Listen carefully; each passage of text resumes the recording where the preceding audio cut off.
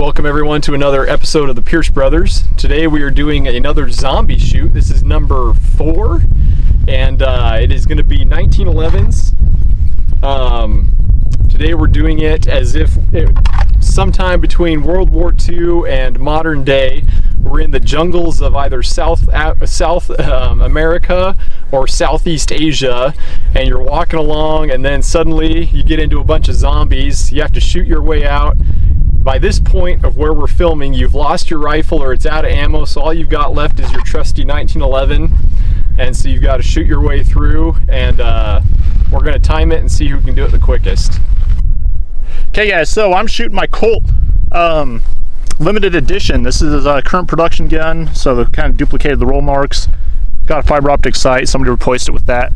But basically you have to shoot the steel tree, all 6 shots, 2 on those steel plates, and then the zombies each twice. So no penalties, just depends on how fast you can hit the targets. 3, 2, 1, go!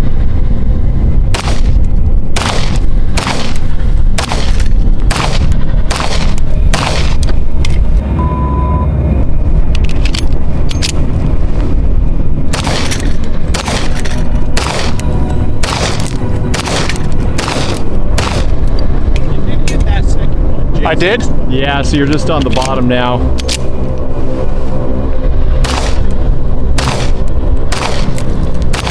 There we go.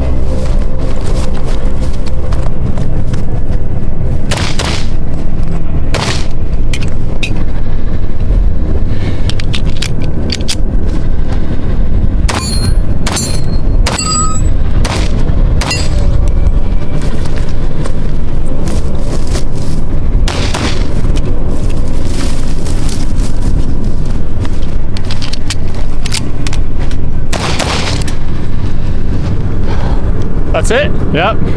Port time? 58:11. 58:11. It was just that was awful shooting that steel. Yeah. I'm not counting the misses either. So. Yeah. You didn't do headshots on the zombies either. I didn't know we were doing heads. You should have listened when we walked through. You fool. This gun, I'm shooting a load. It's a 185 grain bullet, so it's not quite sighted in for the sight. So trying to shoot those little steel plates. I was holding my normal 6 o'clock hold, and it was going a little low still, so I had to hold kind of towards the top. All right. So I'm using a Rock Island Armory 22 TCM today, double stack. Holds 18 rounds. Just factory ammunition. So, and I only have 1 mag, so I'm gonna have to, if I run out, I'm gonna have to reload. So hopefully I don't run out. All right, ready? Yep. 5, 4, 3, 2, 1.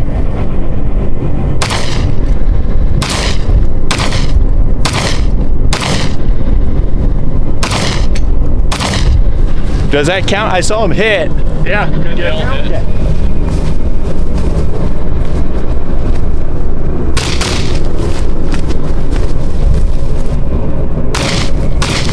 Steel, port, steel! Get back further!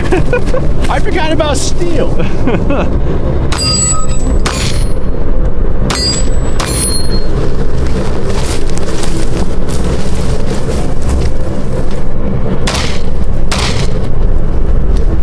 Ha! No reloads. How many rounds do I have left? Time? 39.9. Last round. 39.9. All right, port cheated by not having to do reloads, but oh well.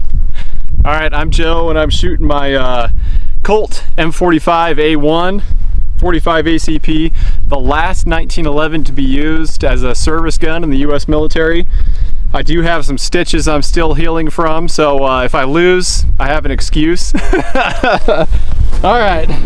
Ready? Yep. 3, 2, 1, go!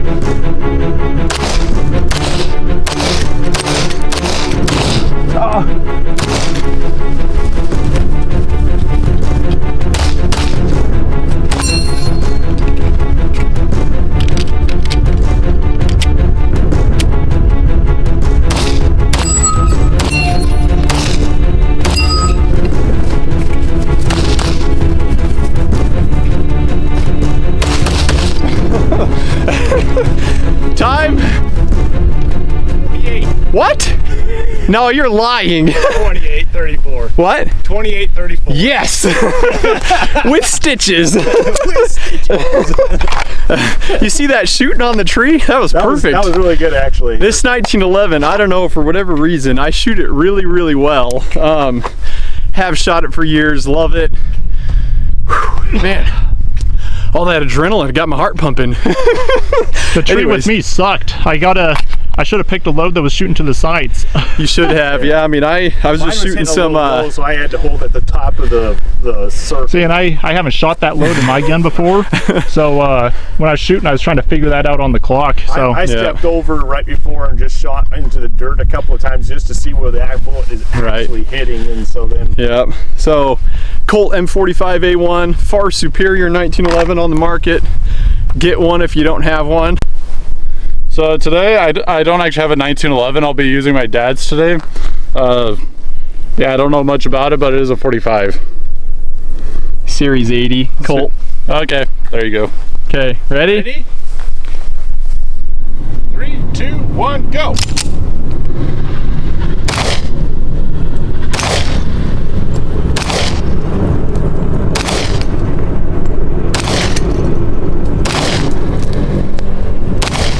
Hit one more, Will. Reload. One more, Will. Yep. There.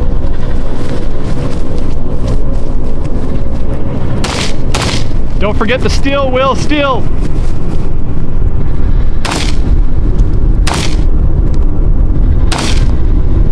If I can hit it. Reload.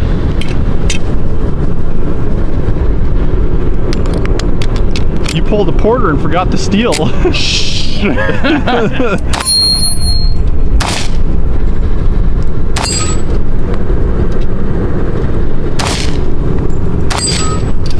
Right here.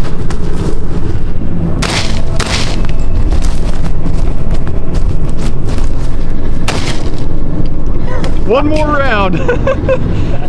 At that point, just go and start knifing it. Yeah.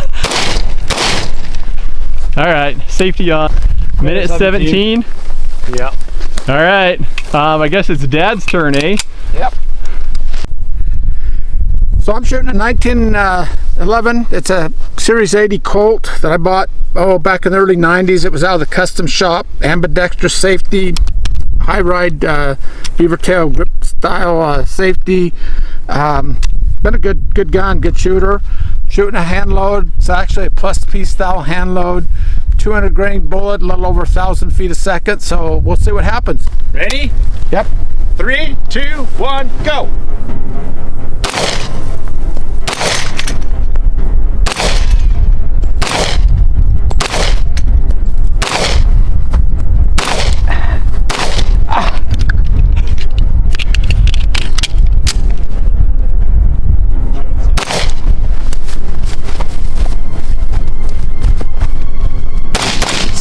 Steel.